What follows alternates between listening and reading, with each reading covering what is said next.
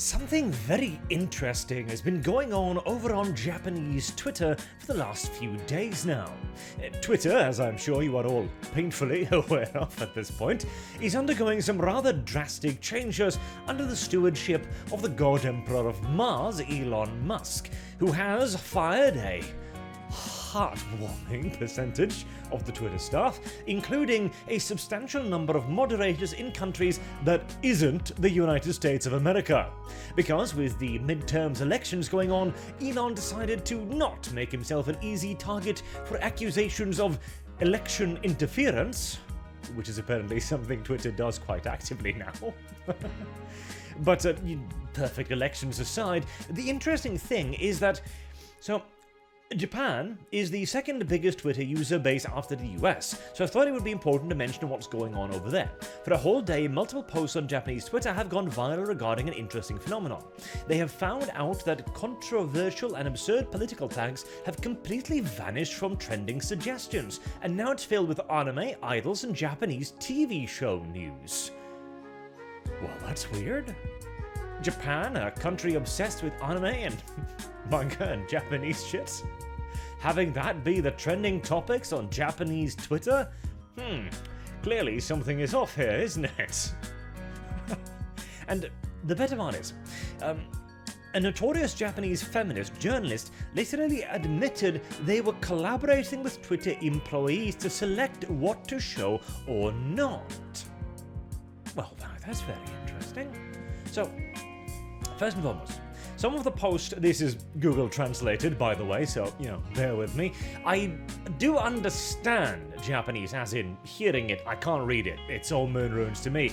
But I have checked it by putting into Google Translate and doing the audio listen to thingy, and it seems pretty accurate to me. So, changes that have occurred since Elon Musk bought Twitter: political tweets have stopped flowing, trends have become convincing, such as anime commentary, weird tags have disappeared from trends, people who were invisible even though they were mutuals is now visible.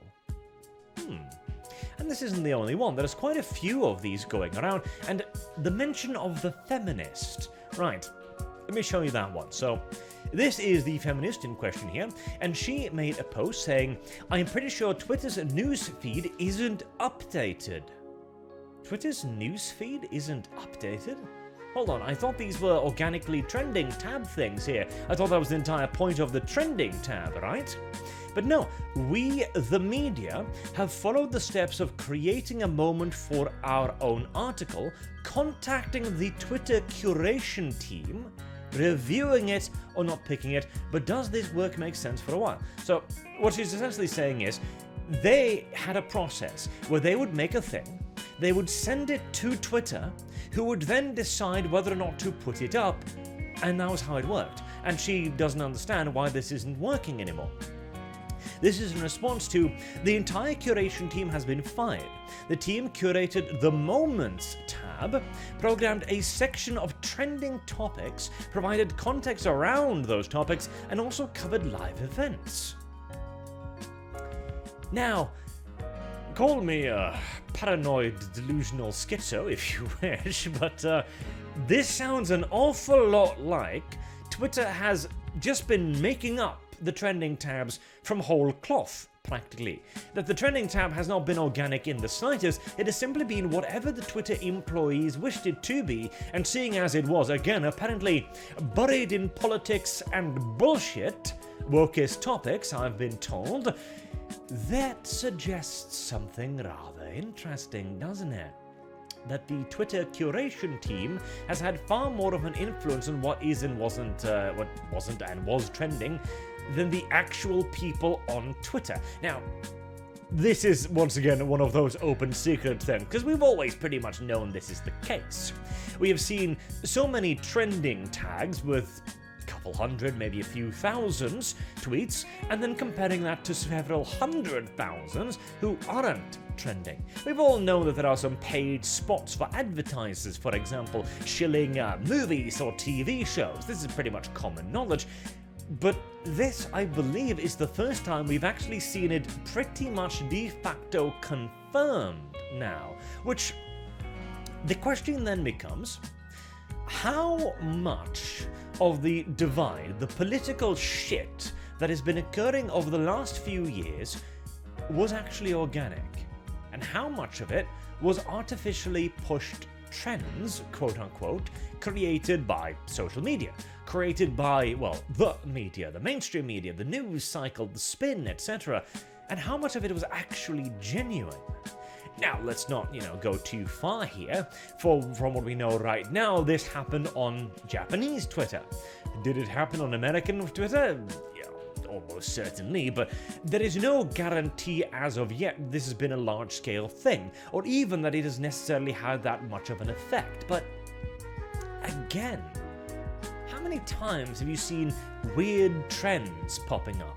Trends that don't really seem like they make a whole lot of sense, or trends that don't appear to have a whole lot of public support whatsoever, and yet are trending.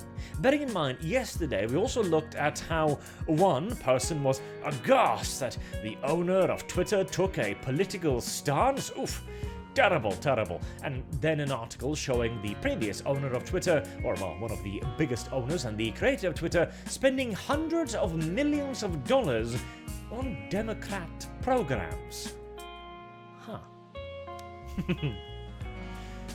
Very, very interesting indeed. This also, by the way, lends yet more heart to the idea that Elon can probably actually turn Twitter around. So Twitter right now is losing some $4 million a day, according to Elon himself. That is obviously a rather unsustainable number.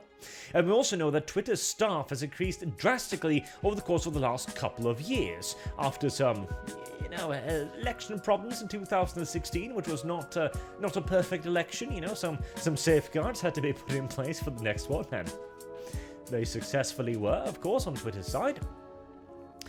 And if this is the case, that Twitter is pushing artificial trends, and if they don't do it, and they cut back on the staff, the trends that people actually want to see become trending, isn't that a fantastic reason to actually start using Twitter more rather than less? Okay, this is the thing.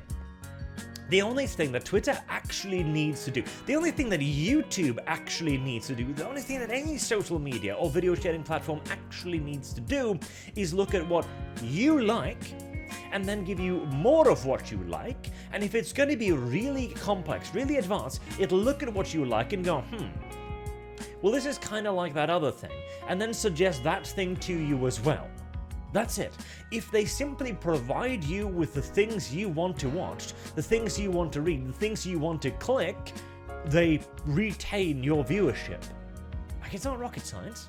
And in fact, this was kind of how YouTube used to work, although it hasn't worked that way in half a decade, pretty much. I remember I used to actually use the YouTube suggested tabs.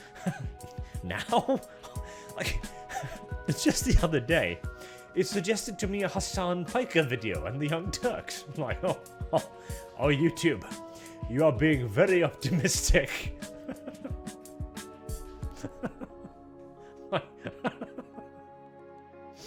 Ay.